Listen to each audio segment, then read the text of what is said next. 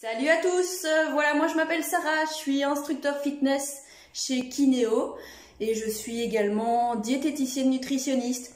Voilà, aujourd'hui j'avais envie de vous donner des petits conseils concernant l'alimentation et plus particulièrement les grignotages. Alors, c'est vrai que la période est un peu particulière et donc voilà, on se retrouve un petit peu coincé. On est un peu frustré, on est stressé, on est nerveux, on ne sait pas bien comment la situation va évoluer et donc ça peut pousser éventuellement à grignoter. Donc on peut mettre différentes choses en place par rapport à ça.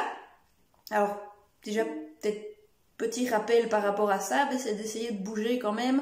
Le fait de faire du sport, le fait d'aller marcher, etc., d'être en mouvement, ça va permettre de sécréter toute une série d'hormones assez sympas, les endorphines, qui sont un petit peu les hormones du bien-être. Donc ça, je vous renvoie sur la page Facebook de Kineo, qui publie un petit peu tous les jours des petits exercices d'activités sportives à faire à la maison.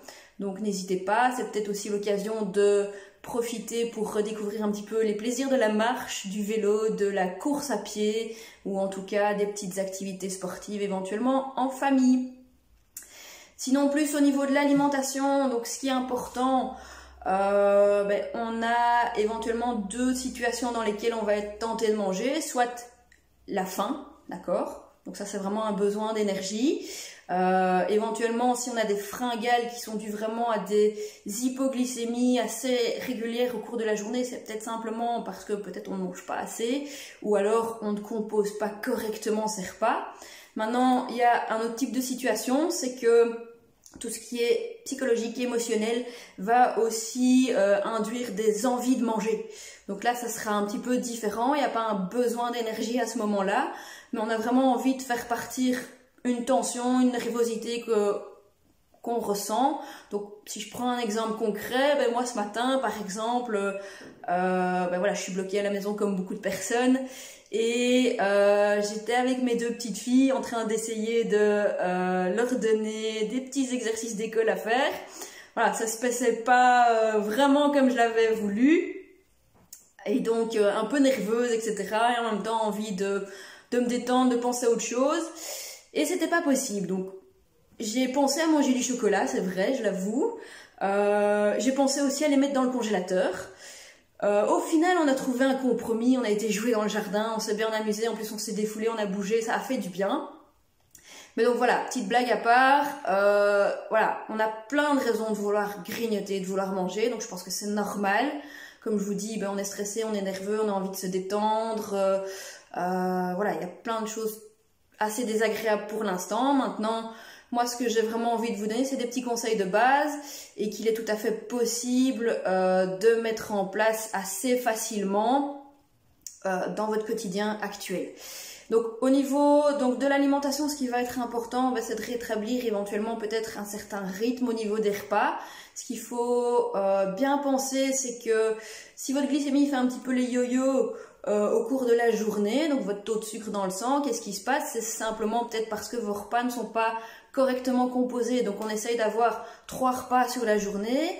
La composition de chacun de ces repas, on va essayer d'avoir suffisamment d'énergie dans chacun de ces repas, en tout cas bien le matin et bien le midi. Le soir, on peut diminuer un petit peu puisqu'on se dépense moins. Alors la principale source d'énergie, ce sont les glucides. On va retrouver les glucides sous forme plutôt complexe, donc ça ce sont les féculents. C'est important donc d'en avoir à chaque repas, donc bien le matin, le midi, le soir, en privilégiant les glucides complexes, mais qui vont être aussi riches en fibres. Donc c'est-à-dire qu'on va choisir du pain complet, on va choisir des pâtes complètes, du riz, du quinoa, du boulgour.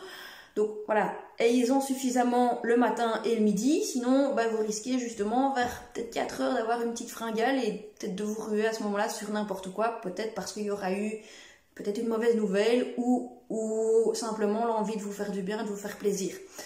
Éventuellement le soir, là, diminuer la quantité, donc on peut partir au niveau de l'assiette sur plus ou moins un quart de l'assiette. On essaye de varier, on n'hésite pas à varier, la monotomie, c'est pas ce qu'il y a de plus sympa, donc varier entre le riz complet. Moi ce soir je sais qu'au menu ce sera du boulgour, j'aime assez, c'est sympa, ça change un peu, ça a un petit goût noisette.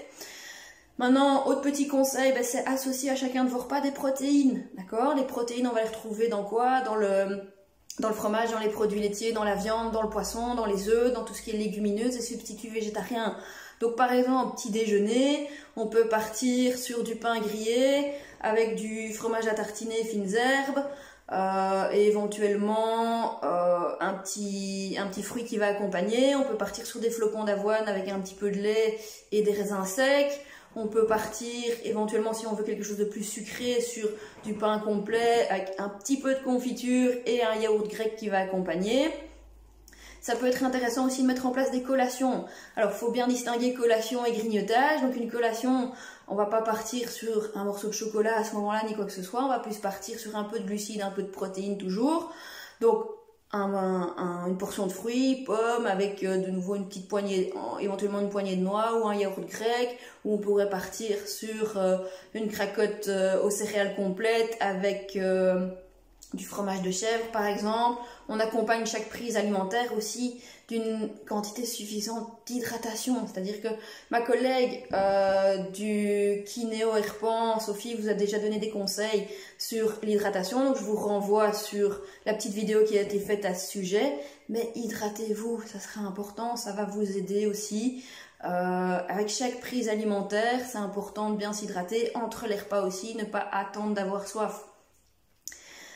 Autre petit conseil que je peux vous donner, c'est prendre le temps de manger. Prenez le temps de manger. Ici, on a plus de temps que d'habitude. Pourquoi ne pas remettre en place certaines bases au niveau de l'alimentation? Prenez le temps de mastiquer. Votre système digestif vous dira merci aussi.